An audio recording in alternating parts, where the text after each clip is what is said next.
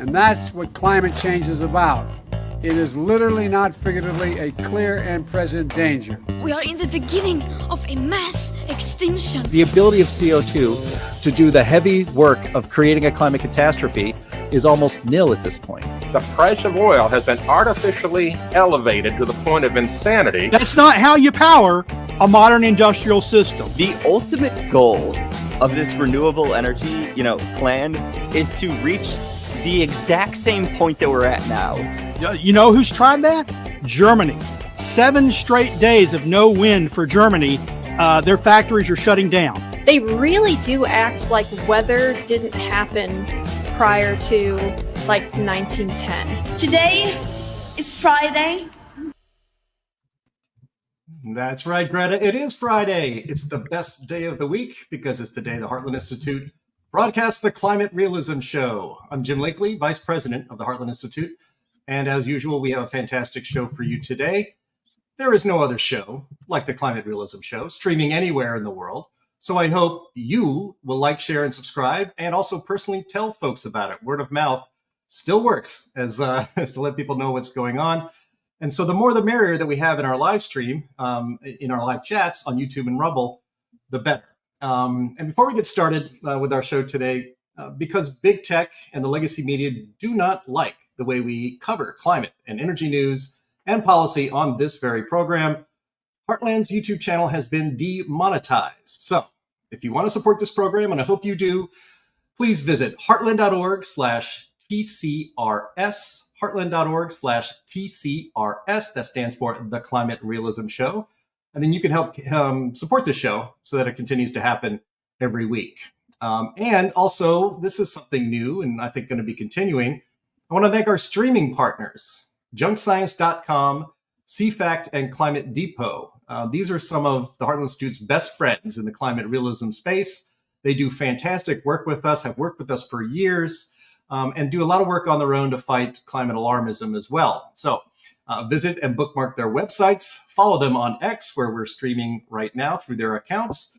And along with this show, it's those sites and those places are going to be everything you need to get the truth about the climate that breaks through all of the hype and all of the lies. So thank you to Junk Science and CFACT and Climate Depot. And of course, thank you, whatsupwiththat.com, who is also every week live streaming this on their website, whatsupwiththat.com. So let's get it started. Today we have with us, as usual, Dr. H. Sterling Burnett, Director of the Arthur B. Robinson Center on Climate Environmental Policy at the Heartland Institute. We have Anthony Watts, the Senior Fellow at the Heartland Institute and publisher of aforementioned whatsupwiththat.com. And of course, Linnea Lueken, Research Fellow for Energy and Environment Policy and the star of our Climate at a Glance video series here on the Heartland Institute YouTube channel and on Rumble. Be sure to check those out for 1 or 2 videos every single week.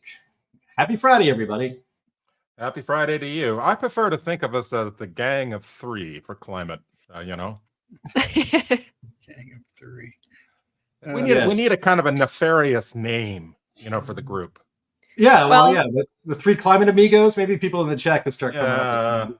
Yeah, well, I think usually how that works is your enemies have to come up with something like that. I think climate. Oop, there goes my lights freaking out from the power fluctuations.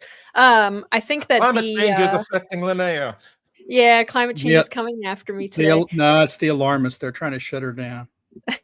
She's too effective. I live on an island, so every time the wind blows or it rains a little bit, my power has these big fluctuations and sometimes goes out entirely. So if I drop out, that's what happened to me.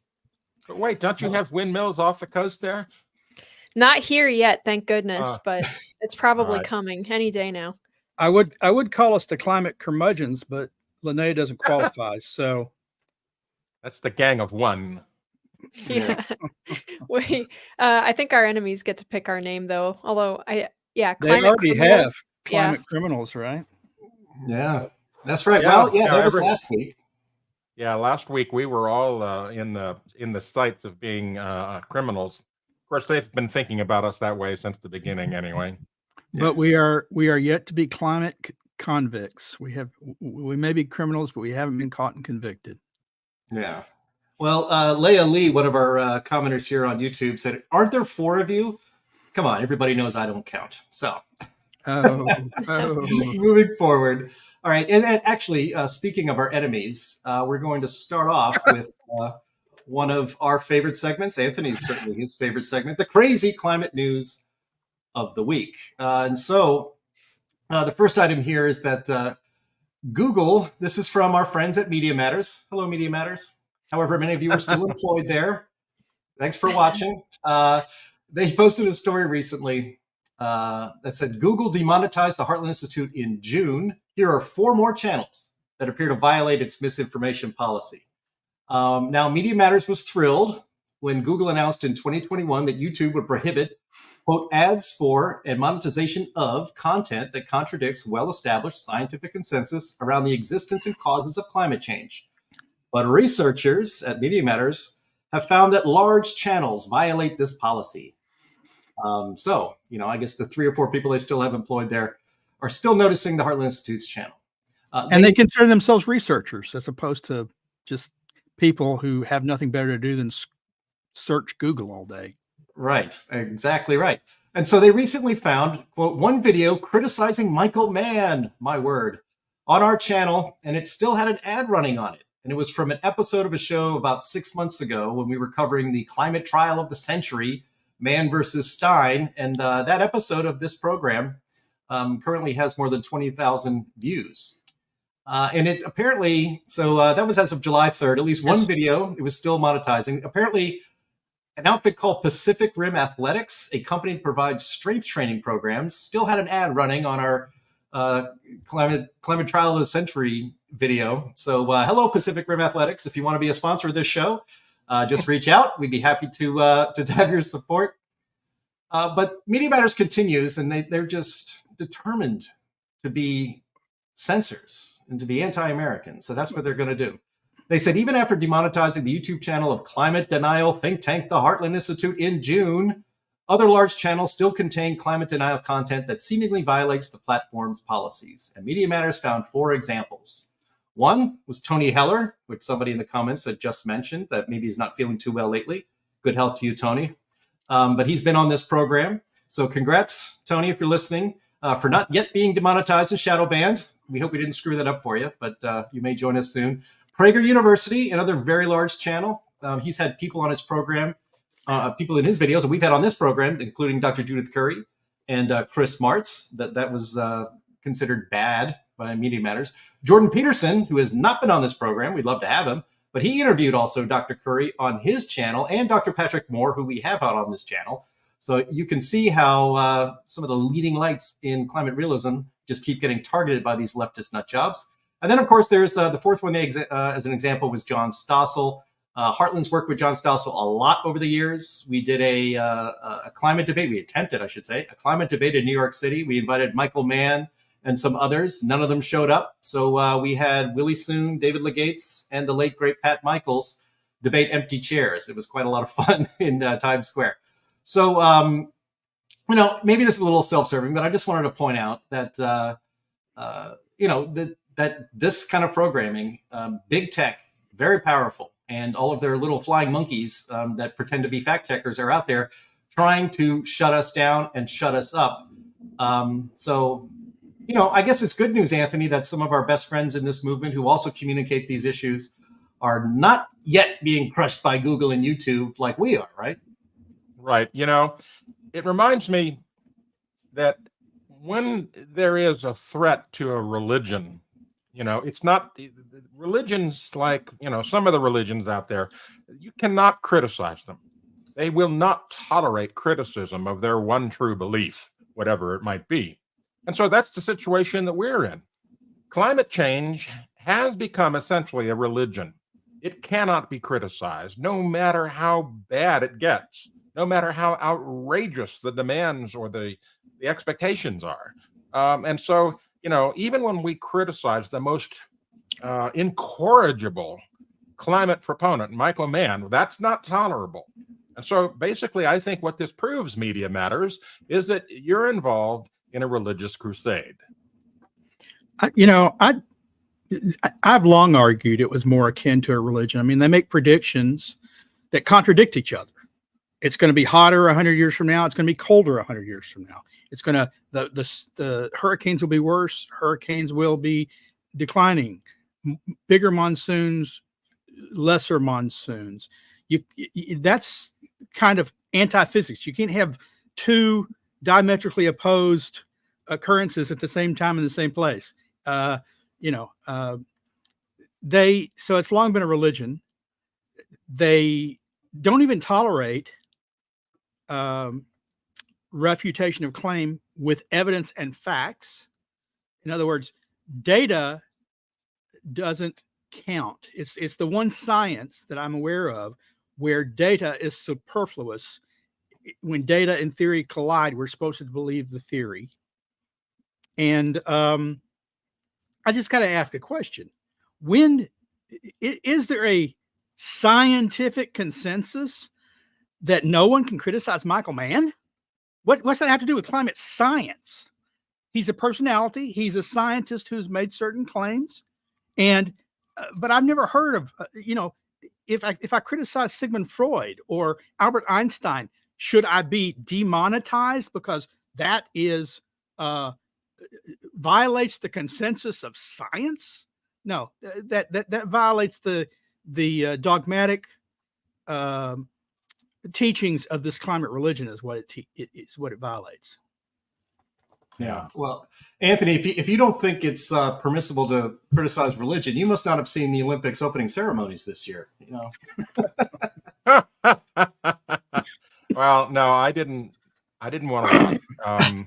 I knew ahead of time that there was going to be some shenanigans, because I read a lot of different feeds and so forth, and I tuned out before it even started. And, that's really the only way we can tune out some of this nonsense. Just don't look at it. Don't give them the eyeballs. Don't give them the advertiser revenue, from the eyeballs.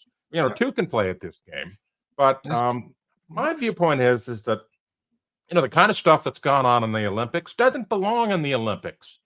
I mean, the Olympics is about sportsmanship. It's about excellence. It's about competition. It's not about climate. It's not about LGBTQT, whatever. It's not about any of that stuff. It's about those three things. And they seem to have lost sight of that. Yep. 100%. I want to apologize ahead of time to any listeners if you hear some noise in the background. My neighbor is using his huge industrial backpack leaf blower that has a jet engine on it. So when I get a moment, I will close the door behind me in case that is distracting anyone. Okay, let's get on to item number 2. And this is from Fox News. Schumer silent on Biden oil purchase after blasting Trump for bailout of big oil. So just a little news item that you guys might have missed this week. The Department of Energy announced a purchase of 4.65 million barrels of oil Monday to replenish the Strategic Petroleum Reserve, which has been tapped by the Biden administration to assist with high gas prices. The department bought the oil for an average price of $77 per barrel. 1 barrel of oil is 42 gallons, in case you didn't know. During the COVID-19 pandemic in 2020, Trump's administration sought to include $3 billion for purchasing oil to replenish the SPR at the low price in the $2 trillion pandemic stimulus package. Oil was roughly $30 a barrel in March 2020 as prices trended sharply downward as demand declined because everybody was on lockdown, right? So the Trump administration's proposal was ultimately excluded from the final draft of legislation following significant pushback from Democrats. Schumer referred nonetheless to the Trump administration's request as, quote, a $3 billion bailout for big oil.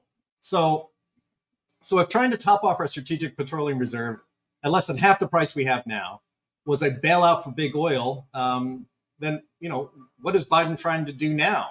Now, before I'm going to go to you, Linnea, and Keely, our producer, if you could show a couple slides that Anthony was kind enough to provide this week. This is a slide of the United States Strategic Petroleum Reserve level.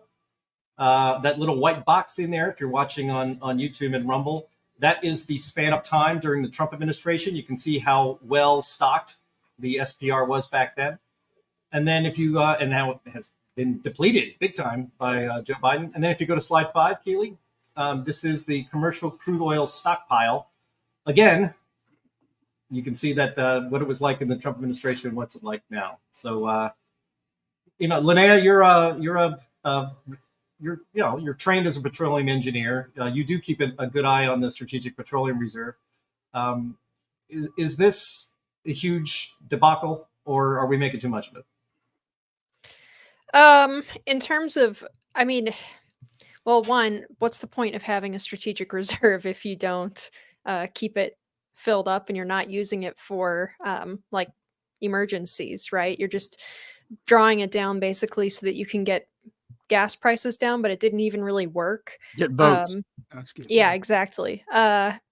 Didn't even really work. I think we're required by law or some kind of an international agreement to have 90 days at least of crude stored in the SPR.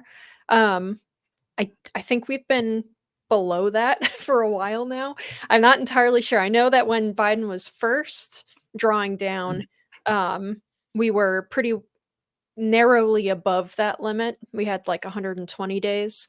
I'm pretty sure we're below that now. And what is it? He's buying like 4 million barrels to put back in there. And if you bring up that red chart again, where the major y-axis marks are in the tens of millions or hundreds of millions, it looks like. So yeah, I'm not too impressed with any kind of additions that the Biden administration is looking to make. I mean, good. We have our Congress agrees to sales and drawdowns pretty well in advance. Some of what we saw, the declines during the Trump administration and some of the declines during the Biden administration as well, were agreed to back in like 2014 or something. Obviously, the major drawdowns that Biden pushed were, him wanting to try to bring prices down. But yeah, it's not good. I'll tell you that. Is it the end of the world? It could be a serious problem if we get into a major conflict with, I don't know, Iran or Russia or China or something. That could be a pretty major problem. We import a pretty good amount of crude oil. Our exports are usually like refined petroleum products, and our refinery capacity is pretty well tapped out at this point. So we're in a pretty big bind from all directions on this. I mean, yeah. What is it? Really good economic advice to buy high and sell low. Is that low? Yeah, that's the old saying. The idea that Trump was a payoff for big oil. You got to realize that some oil companies, they're producing oil at $30 a barrel. Prices were low back then, and production was low, relatively low accordingly, because, well, they weren't producing as much when prices are low. It's not economic for them to do so. And he was going to pay off big oil by buying oil almost at a loss from them. And instead, Biden buys it at a huge profit. They're producing more oil than ever. He sold off our strategic reserve that was supposed to be there for times of war, not to buy votes just before the 2022 election. And now he's stocking it back at double the price. And we don't have the reserves that we need if we have a conflict, like you said, Linnea. And Schumer, the hypocrisy is rife. Schumer is silent on this. Schumer, as far as Schumer is concerned, President Biden will go down as one of the greatest presidents in history. So every move he makes is brilliant, and any move Trump made was a disaster. That's Schumer's take on things. When you look at that, Anthony, when you look at that chart which you shared with us, and you see where I put the white box and where the Biden administration started right to the right of that white box, that is by far the steepest drop in the Strategic Petroleum Reserve in its entire history. I mean, it was all for politics. It wasn't for an actual emergency, and it was because gas prices were going up and people were getting mad about it. Because of the overall inflation, which was created by this administration's policies, and now we're going to have to claw our way back to the top at twice the price from whence we emptied it. It's just insane. It is. And, the United States consumes an average of about 20 to 21 million barrels per day of petroleum. And so, them releasing this isn't going to make a big permanent dent on gas prices. It may be made a little bit. Maybe speculators, saw this as a positive thing and so forth for petroleum futures and that kind of stuff. But, it really didn't do anything except provide a photo op for Biden and his crew. That's really all it was. And the Strategic Petroleum Reserve is exactly that. It's a reserve for emergencies. What if we had a major terrorist event of some kind and they blew up all the oil wells in Texas or something like that, or Louisiana? And all of a sudden, the United States government, in mobilizing its forces, is finding itself short of petroleum. That's what this is for. Don't sell it off. It's just stupid. I think it's important, it's instructive to look at when that sell down occurred. Look at where that white box ends, just before the 2022 elections. That's when it happened. It was purely political. It's no coincidence that it happened then.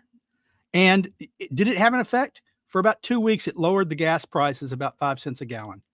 After they had gone up 100%, almost doubled in Biden's first 2 years of office. So you tell me what benefit it was. Now we're very low. He's adding a little bit back at double the price, and we're supposed to applaud him. Oh, an energy genius. By the way, a lot of that oil that we sold to our good friends in China, and elsewhere, people who really have our best interest in mind. So it's just one more. It's just one more bit of evidence that Biden is he'll go down as, future historians, not present liberal historians. Future historians will look back at his administration and call it one of the worst in history. Wow. From the point of view of America's standing in the world. Yeah. I mean, I guess we will see, but it would just be nice if we could have sound policy instead of politics driving policy, especially with something as important as Strategic Petroleum Reserve. But anyway, moving on, I think that a lot of people aren't really covering that, so I thought it was important for us to do it. Our third item here in the crazy climate news is it's one of our favorite things to monitor, and that is from our climate realism site, climaterealism.com. You should definitely check that out. The I-15 battery fire is symbolic of green energy pipe dream going up in smoke. Now, this is from Charles Rotter, who also writes for the What's Up With That website. And he notes that on Friday, July 26, a long-haul truck carrying lithium-ion batteries for electric vehicles and for electric power battery backup facilities overturned on I-15 between Los Angeles and Las Vegas. I used to live in Southern California. That highway is very busy, and it's pretty much the only link between Los Angeles and Las Vegas, and many, many, many cars go across it for pleasure and for commercial reasons. The truck caught fire and forced the closure first of one lane and then eventually the entirety of I-15. As described by various media outlets such as KVVU in Las Vegas and the Las Vegas Review-Journal, the accident caused a massive traffic jam, closing the highway from Friday through Monday. So, gosh, I don't know why anyone wouldn't even want to get back and forth from Vegas to Los Angeles over a weekend. No big deal. Benjamin Leffel, associate professor of public policy at UNLV, said, I've never seen anything quite like it. Many have called it the worst traffic jam of their lifetime, and I have to agree. The thing that was happening, and we're going to, I'll throw this to you, Sterling, because you're the biggest fan of electric vehicles on this program, so you need to feel this one, is that when it was happening at the time, I remember seeing stories like, dude, this is out in the middle of the desert. It's 115 degrees. I've been in my car for 4 hours. The cell service is not very good. I'm going to run out of gas and then start baking out here in the sun. Now, happily, nothing serious happened. There was no loss of life in that regard. But the other thing about this, one of our friends in the climate realism community shared with me a story that showed that 4 days later, that car battery fire was still going. 4 days. Now, say what you want about the internal combustion engine, which with combustion in the term sounds dangerous. it ain't gonna burn for 4 straight days, Sterling. Yet here's our new electric future coming to us, in which a single accident with a single truck holding some batteries closes one of the most important highways in the West for days on end. Yeah, it's even worse than you described, Jim. First off, I'm not sure we can say that no one has died. It hasn't been covered if they had, but you had people camping, literally having to camp overnight in their cars in that heat. And the solution that was finally come up with by the hazmat team that was called in, because the firefighters, first it took them a long time to get to it because, well, you had all that traffic, right? That right there shows why a good SUV or truck with big tires and 4-wheel drive is ideal. You screw gas mileage and you get off the highway and you go around that thing. Anyway, they're stuck out there in the heat overnight. Some of them lacking, they didn't travel carrying a lot of water. It's not like, oh, it's a camping trip. So we packed the old cooler. They're heading to Vegas. They're going to live in luxury for a weekend. So it was a disaster. And so the hazmat team gets there, and what happens? They don't put out the fire. They say, we can't put out the fire. They bulldoze the vehicle, the trailer of the vehicle. They push it 100 feet into the desert away from the highway, and they build a berm around it. And they decided, we're just going to have to let it burn out. Well, in a regular truck fire, it burns out largely when the fuel is burned. Not a lithium ion battery. They just keep going. Lithium ion batteries are the Energizer bunny of fire fuel. They just keep going and going and going, spewing toxic gases all the while that no one wants to get around unless they've got a hazmat suit with extreme heat. And these batteries are for cars that people want to. You want that in your driveway? You want that in your garage? Not me. They're also the batteries for backup power system energy, right? The wind's not blowing. You turn on those battery packs in that big building built for battery packs, and you get what happened in South Korea or Australia or San Diego when those buildings catch fire. And once again, you don't have battery backup for days, and no one's putting out the fire. Right. It's the Keystone Cops couldn't design a worse energy system than our politicians are doing right now. Well, the Keystone Cops at least were consistent in their incompetence. The politicians are all over the road. Yeah. Well, I mean, I think I'm glad we added it to our rundown today, because it does kind of, Linnea, it does kind of dovetail into kind of the theme of today's podcast, and that is basically when green energy dreams smash head on into the reality of the world, and a lithium battery fire that burns for days and days and days on end, seems to be one of those examples. Can you imagine if Congress, by the way, had been having a junket going from Los Angeles to Las Vegas when this happened? There would be bills flying in Congress to get rid of batteries and things, right, because we can't have the stuff that had been Congress that was inconvenienced. Right. Yeah.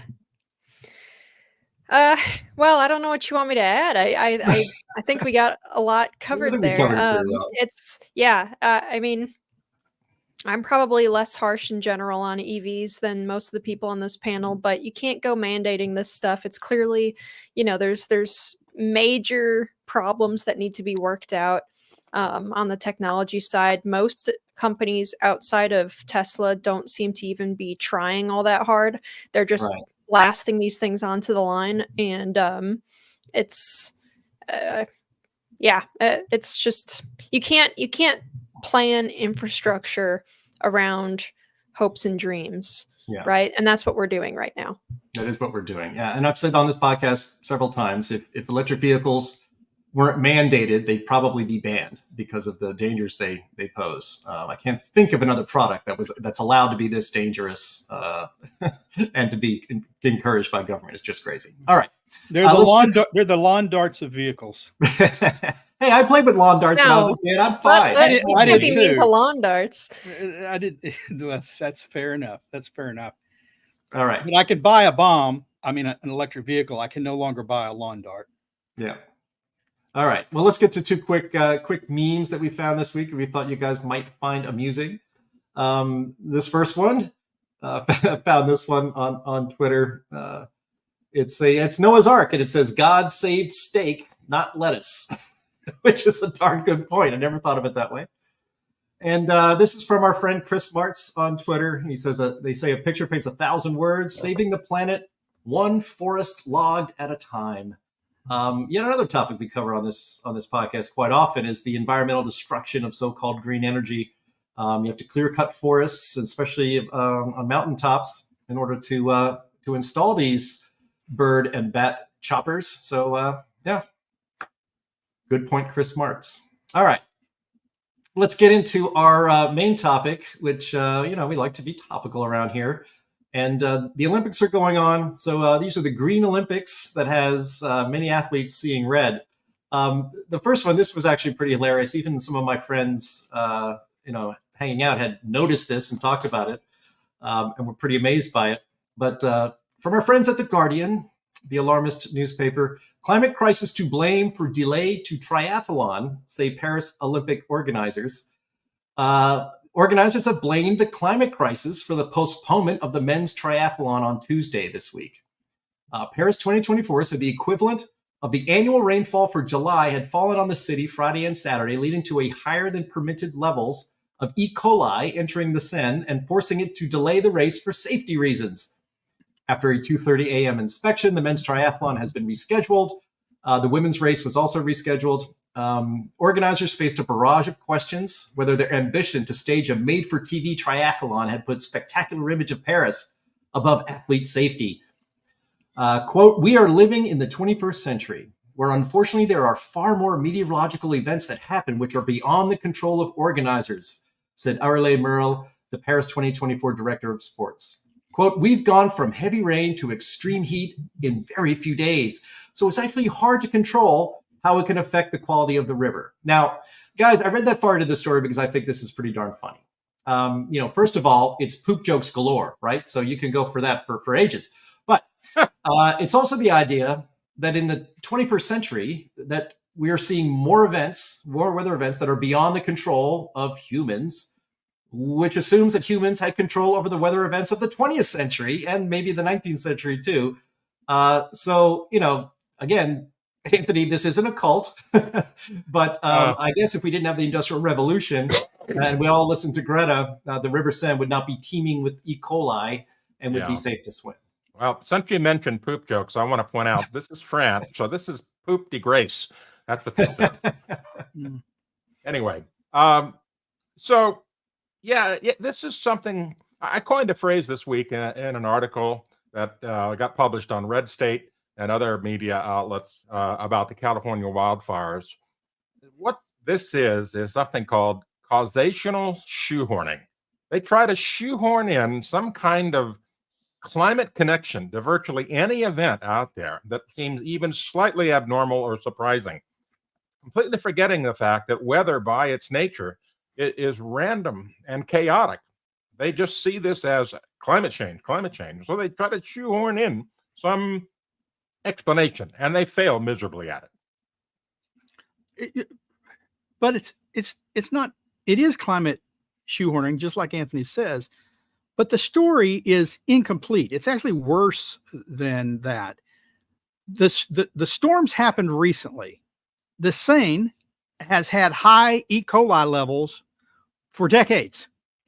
France knew this going in, and they spent weeks in advance. No storms coming, no sudden wash of E. coli. I guess a lot of people were pooping upstream before the storms came or something. No, They were trying to clean this thing for weeks and saying they didn't know if they'd be able to hold it in there. The athletes were worried that they wouldn't be able to hold it in there. And that's before the storms came. So it's not like it was a pristine waterway before these storms came. That's for sure. Look, people, throw things into the Seine. There's boat traffic constantly, tourism, and I know I was one of them last year. So you got oil slick, spills, gasoline, you got all sorts of things. It was an idiotic idea for them to say, we're going to do a triathlon and part of it's going to be in the Seine. No, you do those things in pristine waters, not commercial streams. And right. This was a flawed idea from the start.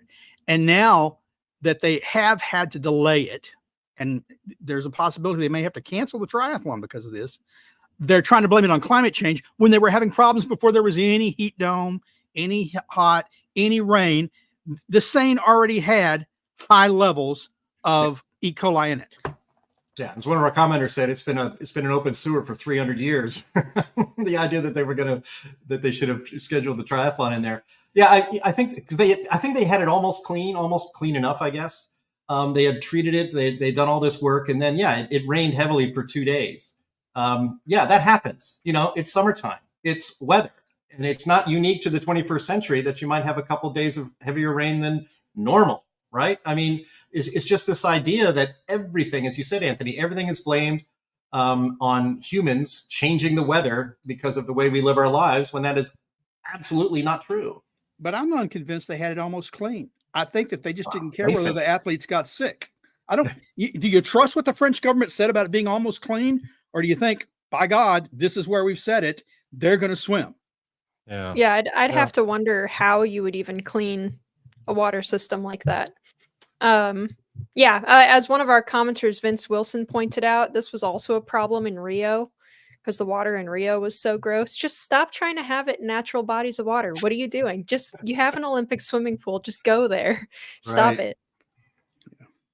Yep. Yeah. Right. I'm reminded of what went on during the Dust Bowl days in the United States, where we had traveling snake oil salesmen set up these portable wagons that would exude fumes into the atmosphere. And they would say, we're going to make it rain. We're going to charge these poor farmers that are losing their crops and their livelihood, each one a certain amount of money, and then we're going to make it rain.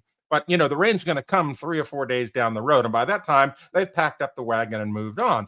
It's just the same kind of thing in climate science and in the way that they look at the weather. It's almost like, they're willing to buy the snake oil for the belief that man can change the climate if we just do this.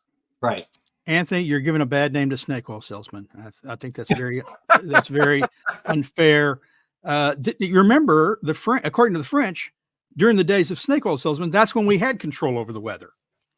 So, sacrifices of virgins and volcanoes and rain dances and snake oil salesmen evidently worked before, because they said we can no longer control this stuff. Yeah. But when you're asked to give money to a climate cause, it's essentially the same thing going back to these shysters and these wagons in the Midwest in the Dust Bowl days. You're giving money to change the weather, and it's not going to happen. 100%. Yeah. But, that's getting into more of our items about the Olympics coming up, is that the Olympics were changed this year, how they operate the entire Olympic Village and everything else, with the idea that this will help us control the weather for the rest of this century. So we have here a story. Yeah, I know. Roll your eyes, Anthony. It's going to get worse. Strap in. All right. There's a story from Essential Sports. Paris Olympics issues continue to pile on as South Korean swimming stars ditch village in frustration. Something has to be done. Now, French authorities have emphasized their efforts to make the games more sustainable, saying, quote, "We have looked to reduce everything that can be reduced for games that emit less carbon and consume fewer resources. And while this eco-friendly approach is admirable, it seems the athletes are paying the price for it at the behest of their comfort." According to Reuters, 6 South Korean swimmers were forced to vacate the Olympic Village. Swimmers Kim Woo-min and Hwang Sun-woo are among those who have complained about the stuffy conditions on the buses, electric buses, with taped windows and a lack of air conditioning. Hwang Sun-woo described the bus as a sauna. Quote, "It's cooler outside than it is in the bus. And to make matters worse, the journey to the arena took more than an hour despite the distance being only 12 kilometers. And now the team has moved to a hotel just 5 minutes from the where the swimming events will be held. And the head of the Korean Swimming Federation said, we just want to make sure that they will be at least a bit more comfortable." So, there's your green doctrine being imposed on these games. And we're going to get into a little bit more of it, including the food. But again, Sterling, this is your favorite, electric buses. Unair conditioned, sealed, the windows are taped up, sealed electric buses that are taking an hour or more to go from the Olympic Village to where the swimming event takes place. It focused on the South Koreans because they were the smartest ones. They were the ones that got on it first. But after they moved to the nearby hotels, those that still had open rooms, other swim teams started making the migration to get nearer the event. It was, look, this whole Olympics has been madness. This is the problem with politicians. It's the problem with politicians designing an electric grid. It's the problem with politicians trying to manage a sporting event. This is supposed to be a celebration of athletic prowess, an international celebration, not a showcase for green technologies, for sustainability. If you want sustainability, everyone competes in their home, and we'll just do the timing. And the guy that's swimming in Los Angeles, if his time is quicker on the 100 than the guy that's swimming in Beijing, well, then we award it to them because at least they didn't travel.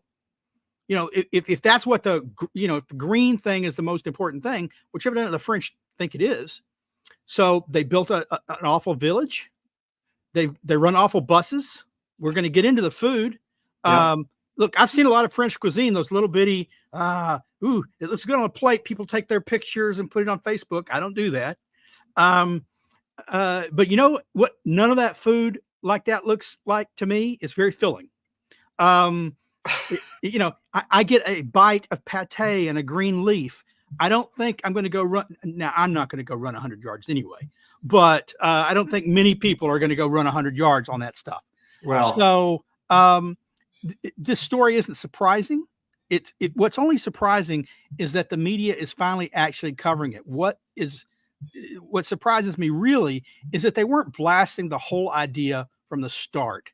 The idea that they would live in an unair conditioned hut, and then you see all the Western world bringing in their air conditioners for their athletes, right? Yeah. So the poor Africans and the people from South America and the people from Southeast Asia who can't afford to bring their own air conditioning units, they are disadvantaged relative to the Western world.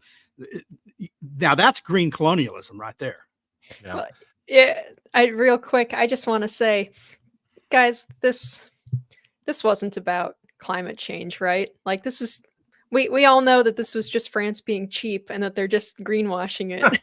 Right? Like, that's what this was. Paris is trying not to bankrupt themselves. The Olympic Village cost $1.6 billion, which is in my but it would have cost $1.7 billion. It's not. Look, to hell with Team Korea and Team USA. You guys need to pull for Team Earth. And if sitting in a sealed electric bus is what it takes to be on Team Earth, you're just gonna have to suck it up. And, that's not too much to ask. Well, except for the organizers of the Olympics. They get to stay in hotels with air conditioning. But, or palaces, right? The presidential palace has guest rooms. I suppose a lot of people are staying there. Yeah. And I guarantee you they're not eating wheatgrass and... some of them might be. Some of them might be, yeah. But my suspicion is they have larger meals than they're trying to foist off on their athletes and but they call it gourmet, so that's okay. Right. We're bringing in the finest French chefs to feed you a meal that doesn't fill a quarter of a plate.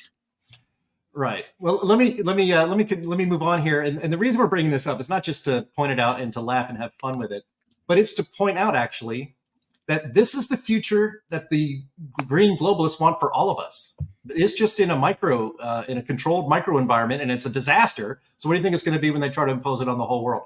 So the Paris Olympics, this is from the Washington Post. Paris Olympics touted climate-friendly food, which we hear a ton about, and athletes demanded more meat. Now, the Paris Olympic Committee actually put together a 42-page document. It's a PowerPoint, really, outlining their sustainable food plan. They pledged at least a 50% reduction, and if possible, if they could pull it off, 60% reduction of animal products, meaning meat, fish, dairy, and eggs, in all the food provided, and not just to the athletes, but officials and attendees as well. And that's going over about as well at these games as a male boxer beating the crap out of a female boxer. So I'm gonna have a Marie Antoinette moment here and say, let them eat bugs. That's, you know what? It's not included in this. I searched for the word bugs. I didn't see it, but maybe that'll be in Los Angeles in 2028. So, but chefs with Michelin stars helped design the menus. They emphasized all the plant-based and locally sourced offerings to minimize their carbon footprint. The Paris 2024 food vision included commitments to provide locally sourced seasonal food with less animal protein and more plant-based ingredients. However, because of the complaints, there has been, quote, a reinforcement in their animal proteins. They surely trucked in, this didn't come in on an ox cart or on somebody's back, 700 kilos of eggs, a ton of meat to meet the demands of athletes who we place at the heart of the 2024 experience. And on top of that, as just like the U.S., Team USA brought in their own air conditioners when Paris announced months ago that we will not have any air conditioning in the Olympic Village. And they started bringing in their own food. The Australians, I know we have a lot of Australians watching this show, hardy folk they are. They brought in 3 tons of tuna by themselves, 3 tons of tuna, 10,000 muesli bars, 2,400 meat pies. That sounds great.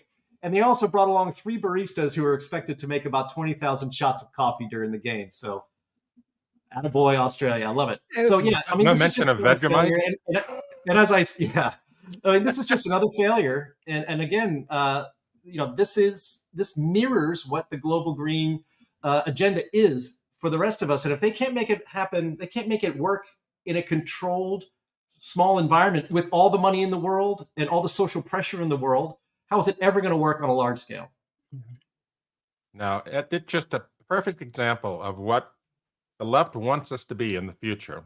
And it's not about it making sense or being appropriate for the venue or tasteful, any of those things. It's all about what we think you should be doing and eating and consuming.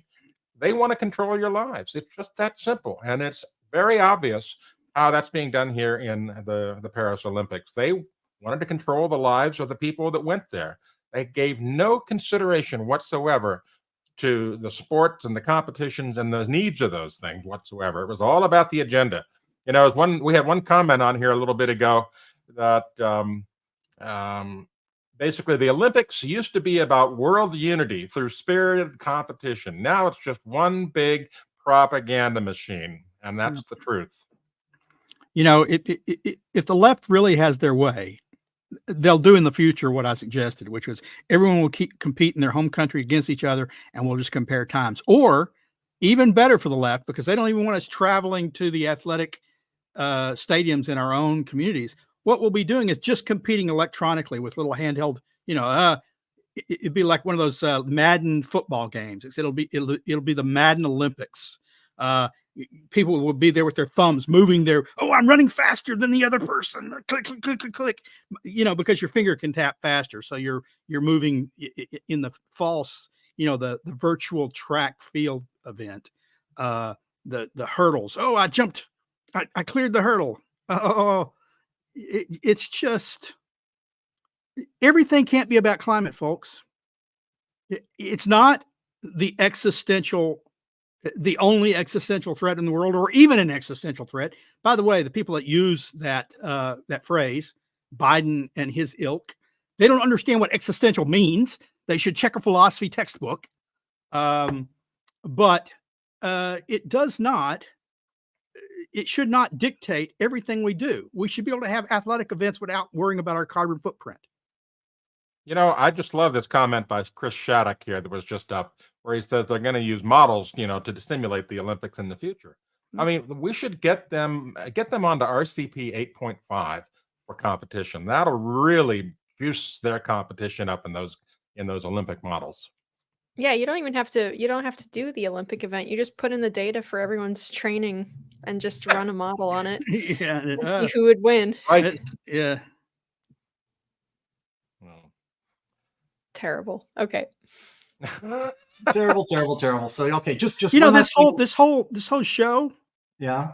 could have been one big crazy climate news of the week. No, It is. it is all crazy climate news. You're right. So yeah, just one last thing, and then we're going to get to questions. If you have questions about any of this or any just general climate science questions, we get a lot of those each week.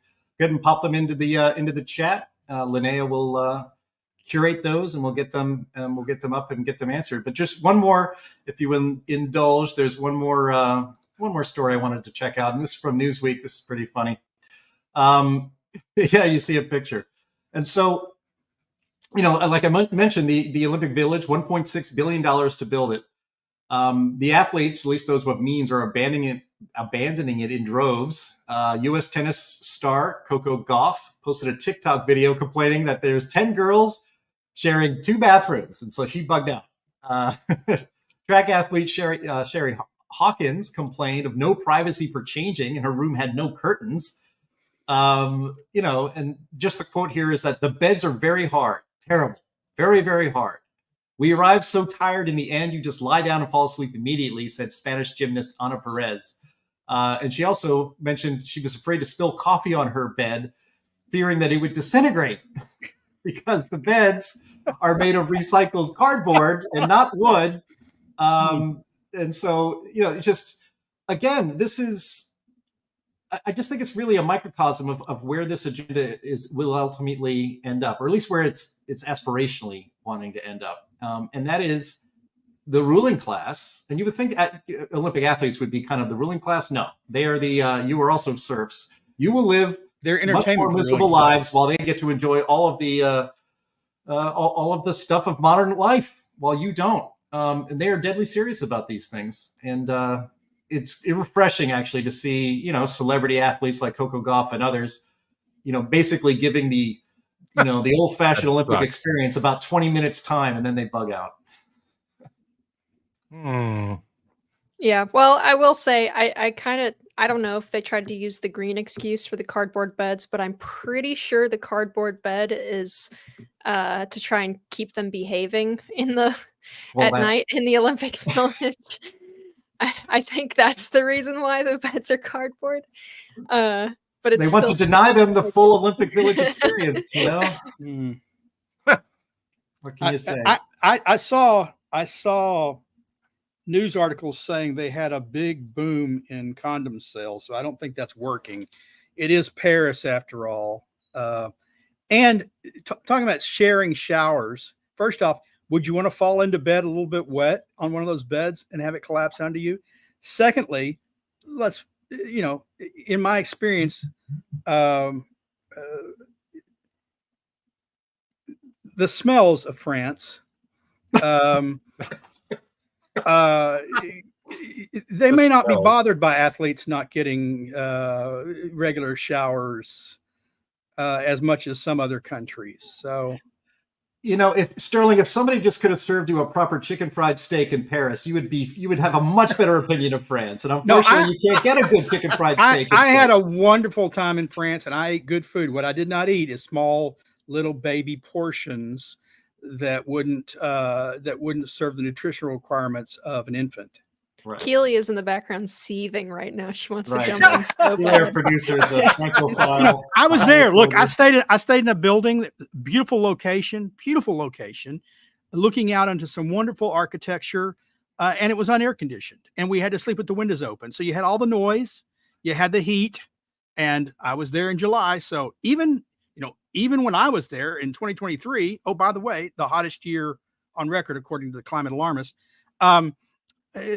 we're sleeping with the windows open and the curtains open, so the neighbors across the street could look right into where I was sleeping, that was not the most comfortable thing for me. So, Well, you know, next time we're going to get to questions here in a sec. So, but next time you go to France, Sterling, that's a bidet, not a water fountain. no. There was no bidet where I was at. They don't have pretty have old air plumbing. It conditioning was in Europe. pretty old plumbing. I suspect it was built in the 1930s. All right. Though the building was hundreds of years older, I suspect the newest plumbing there was from the 30s. Excellent. Okay. All right. We're going to get to questions here, but I just wanted to say, take this opportunity to let people know that the Heartland Institute, we're having our benefit dinner on September 13th. The one, the only, the amazing Nigel Farage is going to be our keynote speaker. He is fantastic. He is probably the leading freedom fighter in Europe. He led the effort for Brexit, which nobody thought could happen.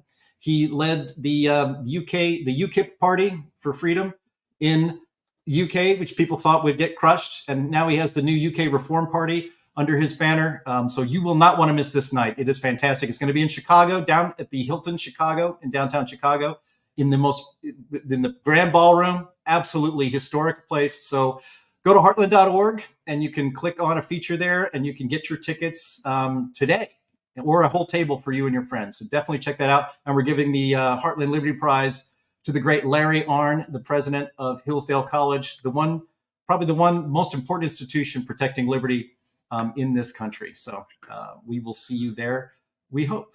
All right. It is time for Q&A. It is time for Linnea to let us know what the questions and answers are. Yes, thank you. We don't have very many questions today. We had this was kind of a casual broadcast today. Nothing too crazy. This is my favorite one, though, I think of today. Can we look forward to the Strategic Wind and Solar Reserve? They're building it all over. They're called battery farms, and they catch fire. Yeah, I don't know how you would store wind, but some people do. Can you imagine 90 days of battery backup for the country? What that would take? Well, I'm unconvinced that it's physically possible. They would have to charge sometime, and if it has to be run for 90 days, madness. And I would hate to remember. Look, these battery farms, they have to keep those things air conditioned. Part of the power they generate is used just to keep them cool. And if that fails, well, you've got a mushroom cloud wherever your battery farm is. Yeah. Right. And that's why for a lot of those server centers and stuff, they like to try to put them in places like Wyoming and, dry places that don't get too hot, so that they don't have to spend as much money on air conditioning. We've got from Mad Incraft. Wondering lately, what is the net benefit or loss of so many Southwest lawns being turned into gravel and boulders, no water use properties? I have noticed extreme heat differences between the two. Anthony, this is in your court, I think. Well, yeah, it's pretty simple, really.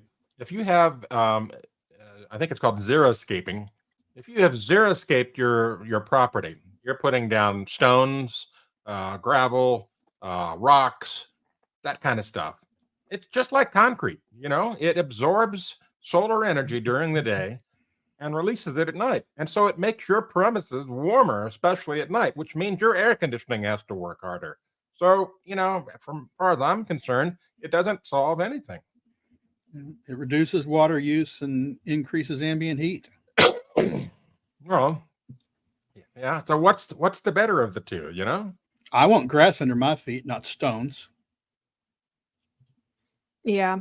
It's and shade trees, by the way. Yeah. Okay, are the French nuclear-powered generators not green enough to power the AC? Well, they don't really have AC in a lot of France anyway. Most of it's pretty cool until you get down into the south, but it's yeah. I I answered a question similar to this with some of my friends that I was discussing the French AC problem and the nuclear.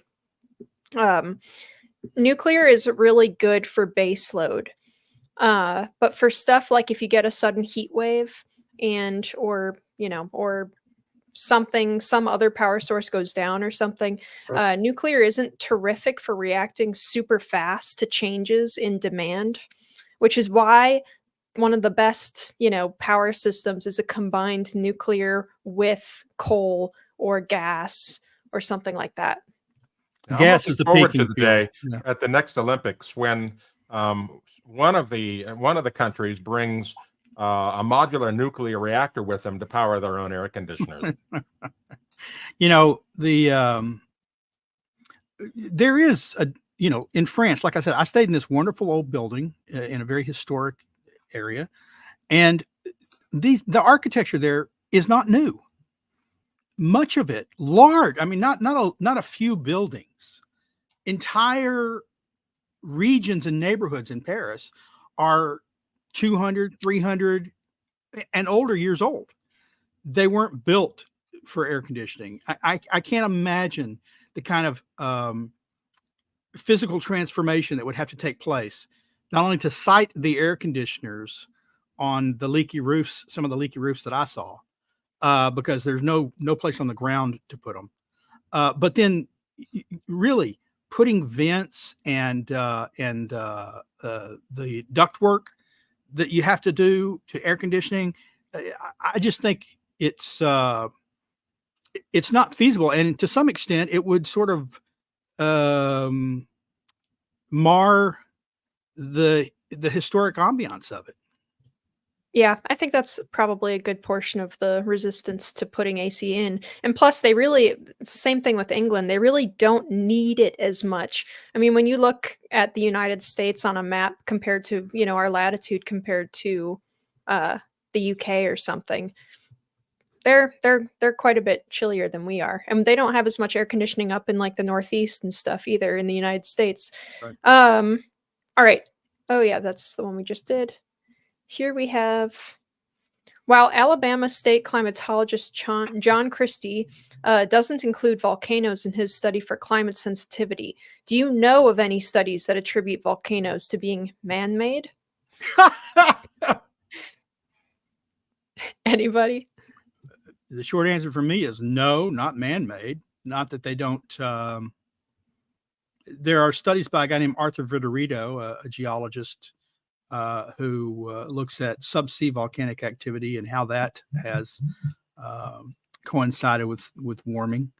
And of course, we've talked before about the Hunga volcano and its injection of water vapor into the atmosphere and its warming effects. But I don't know of anyone who's ever said it was man-made. This is from our friend Stan. He says, Jim, will the banquet serve plant-based proteins?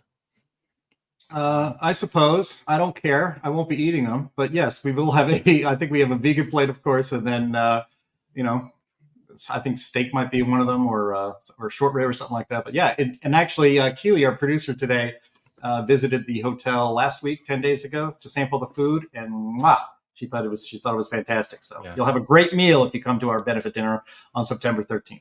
But my what you could suspicion do is it won't be you could say that at the last minute that we're going to go with a plant-based menu along with a bug-based menu, and then offer everyone an upgrade, to buy steak, right? And then you get more donations that way.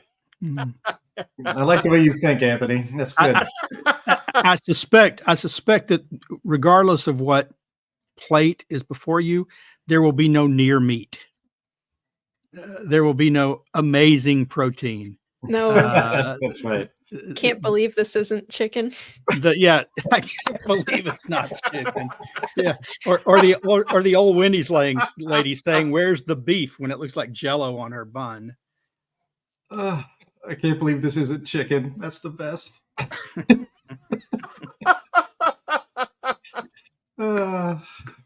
Okay, this is from K1, who says, I live in Virginia. How can they possibly build these wind farms with glued together turbine blades? Well, I mean, I'm sure they're not just glued together.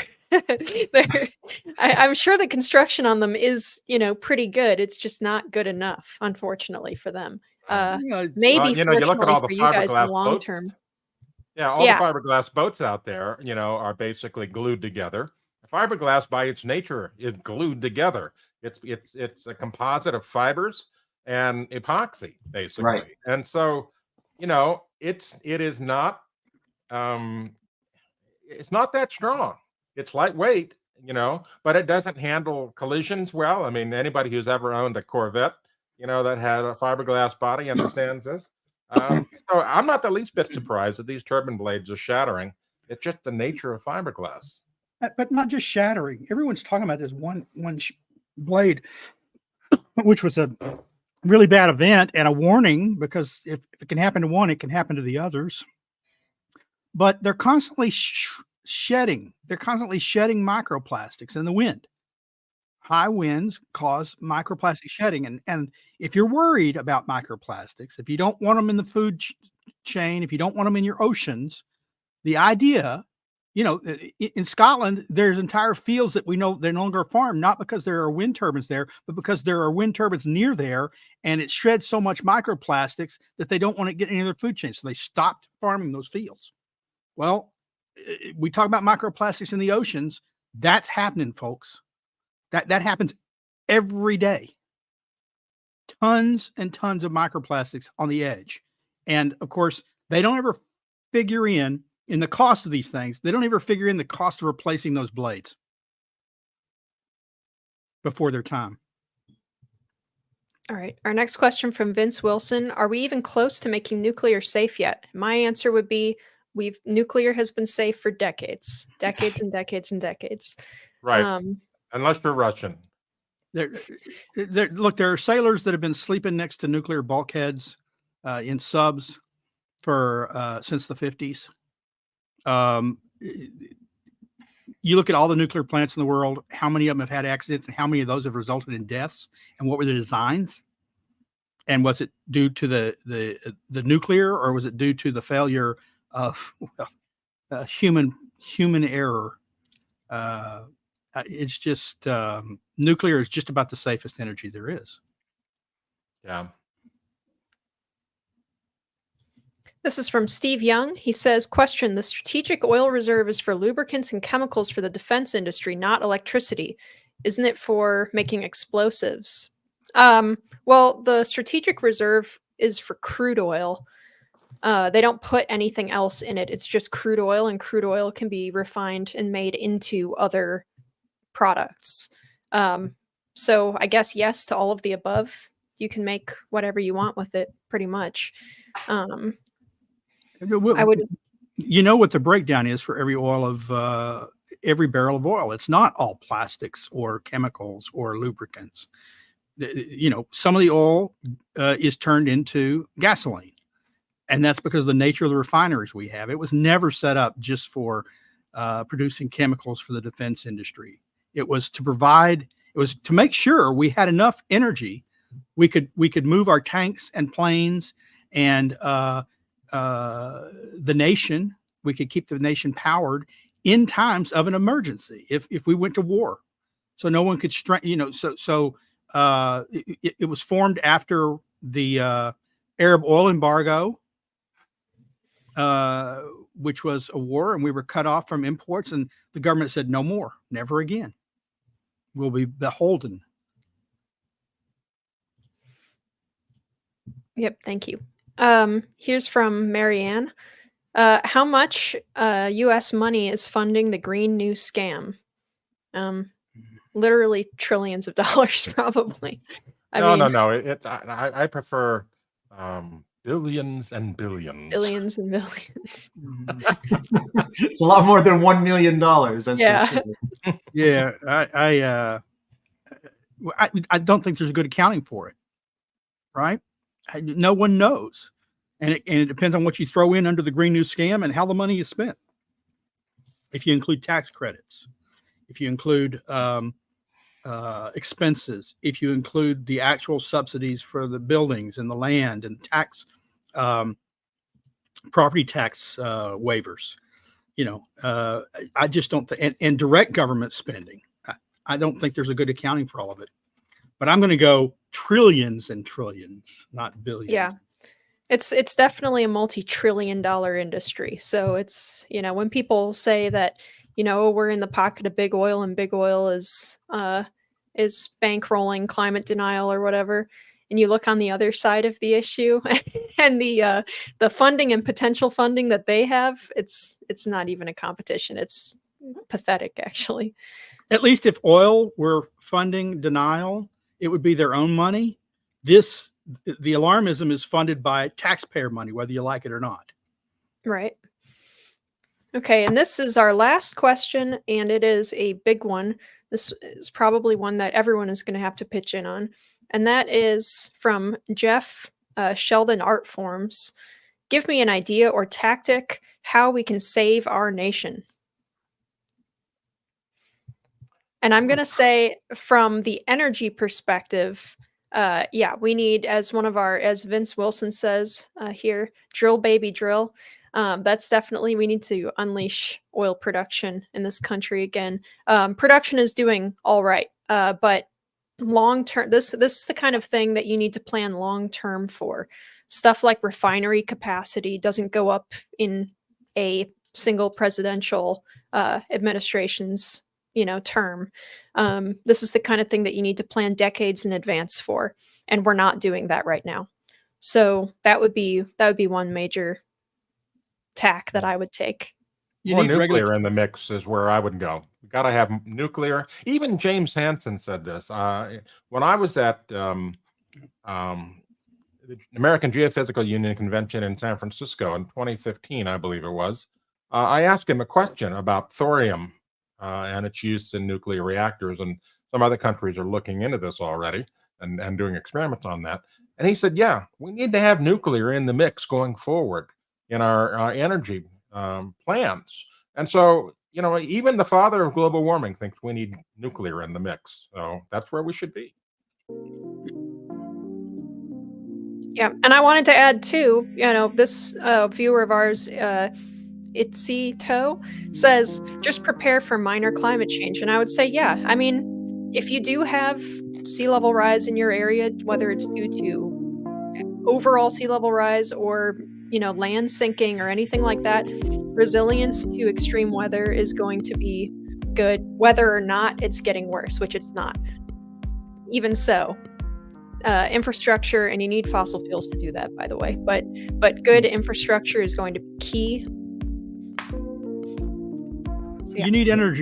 You need some energy. You need some regulatory standardization. You can't have the whiplash where one administration approves a pipeline, and before it can get built, the next one can cancel it. We're going to go full forward with LNG terminals, and then with a signing of a pen, that's canceled, and then you have to go to court. Big businesses don't plan on that basis. Yeah. All right. Well, I'm trying to play our outro music that to signal to everybody that we're going to wrap up the show, and I won't sing it, but we are going to wrap up the show. I want to thank everybody for watching and listening to this podcast today on YouTube, on Rumble, and on X. I want to thank our streaming partners, CFACT, junkscience.com, climatedepot.com, and whatsupwiththat.com. Of course, I want to thank our wonderful panelists, Anthony Watts, Linnea Lueken, and Sterling Burnett, and definitely not least, but just happens to be last, Keely Jukala, who is producing this show in the background. Thank you, everyone, for being with us on this Friday, and we will be back next Friday. Bye-bye.